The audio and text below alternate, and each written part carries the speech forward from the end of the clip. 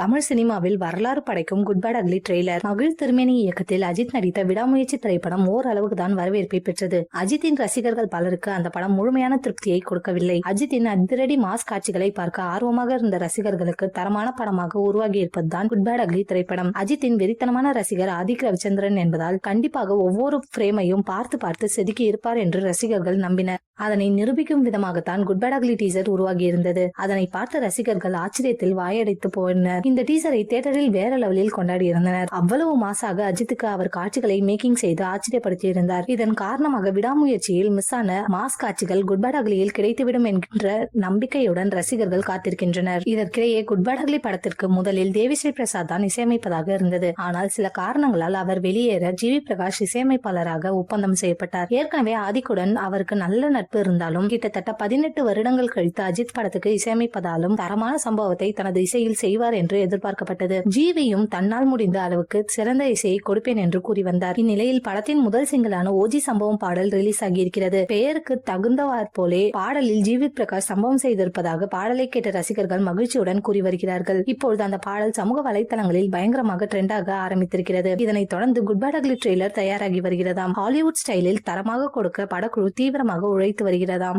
ஏற்கனவே டீசர் தமிழ் சினிமாவில் பல சாதனைகளை படைத்துள்ளது. அதனை மிஞ்சும் அளவிற்கு குட் பேட் அக்லி ட்ரெய்லர் பல வரலாற்று சாதனைகளை படைக்கும் என படக்குழு நம்பிக்கையுடன் உள்ளனர். ட்ரெய்லர் ஏப்ரல் 3ஆம் தேதி அல்லது 4ஆம் தேதி வெளியாக வாய்ப்புள்ளது.